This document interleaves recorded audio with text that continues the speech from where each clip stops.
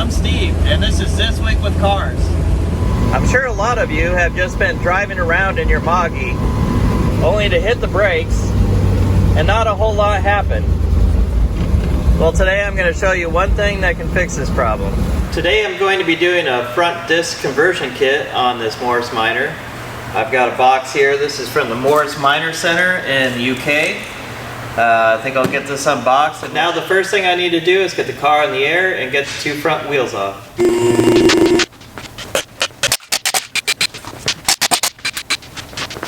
So the first thing I want to do is remove the brake line from the brake hose. So use your 7/16 line wrench on the brake line.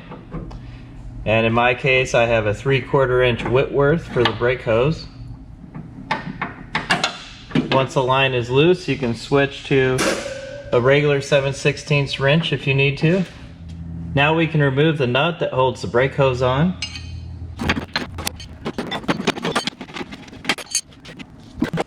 Since we will be replacing everything, we don't have to take a whole lot of this apart. But these brakes do use two brake cylinders connected with a pipe on the back, so we will have to remove that pipe in order to slide everything past the kingpin. And here's the pipe that connects the two brake cylinders. The next step is to remove the dust cover so we can get to the hub nut.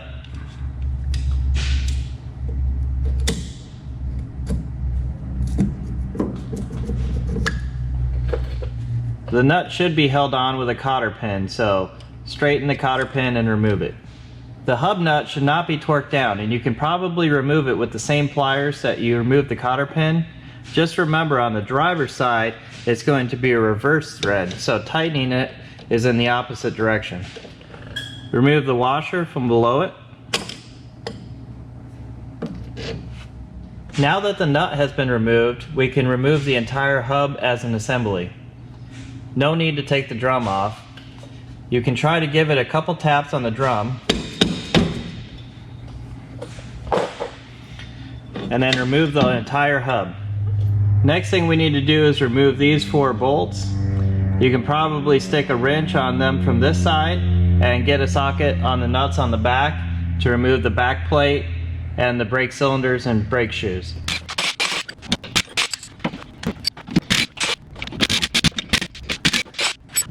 Now that all the bolts have been loosened, you should be able to pry the back plate off with the brakes intact. At this point, if everything went well, you should have gotten yourself very dirty. So it's a good time to go get yourself cleaned up, grab yourself a cup of tea, and take a little break. The first thing that we need to do is drill out these holes with a 3/8 inch drill bit. And they included a drill bit just for that in the kit.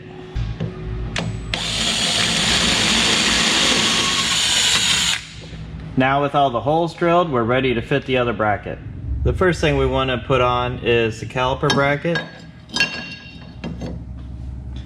and the dust shield. There's 2 sets of bolts that were sent for this, and put the smaller ones to the rear.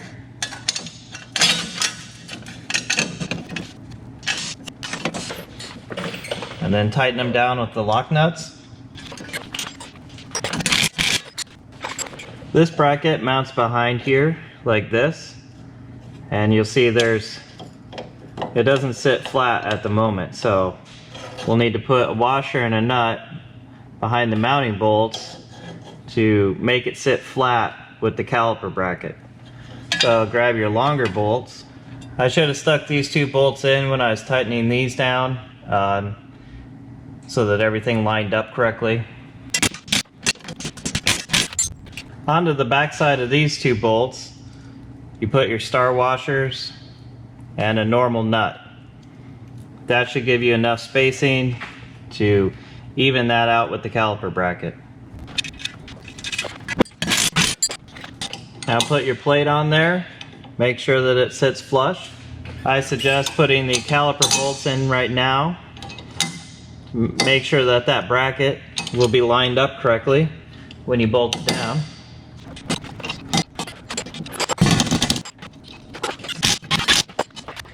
Okay, here's the new hub and the 2 bearings and seal. There's a smaller outer bearing want a larger inner bearing, first thing I need to do is fill this inside here half full with grease. Then I'll pack this big bearing, put it in there, and then put the oil seal in. Then I can flip it over and put that outer bearing on. Okay, I've got a bunch of grease in there. Have the inner bearing set on there. Take the oil seal. I like to use a big socket that I can tap that down with a hammer. I have a dead blow here. Just tap that down. Try to do it evenly. Make sure that you get it down all the way. Then you can flip it over and put the outer bearing on.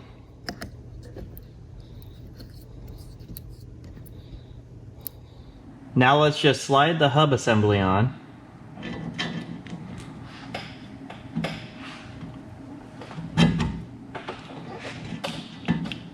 There we go.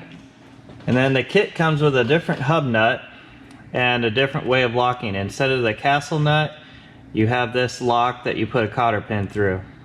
And remember, on the left hand side of the car, the thread is going to be different. I'll just tighten this nut up by hand. You'll just want to check that you have no end play. If you do, there's a supplied washer that you can put underneath this nut. If you move the flats of the lock nut around, you'll be able to find a position where the holes match up with the locks on the lock nut. Now the new rotor can be put on. There is a hole that should match up with the hole for a little screw that holds the rotor on. Just like that. Now I can put a screw in there. In order to get the caliper on, I'm going to leave this screw a little loose for now. At least it'll keep the rotor from falling off. Before mounting up the caliper, you'll have to put the brake pads in first.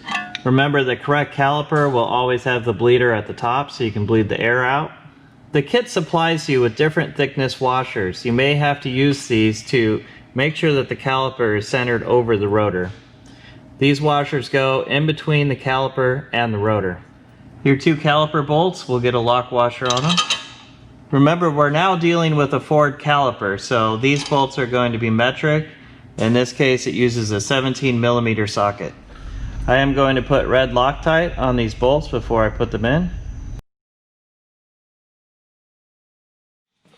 You'll have to reuse your old dust cap and hook up the brake hose just like it was originally to the drum brakes. And there you have it. Well, the Moggy has a nice set of disc brakes up front now, but that's only half the job.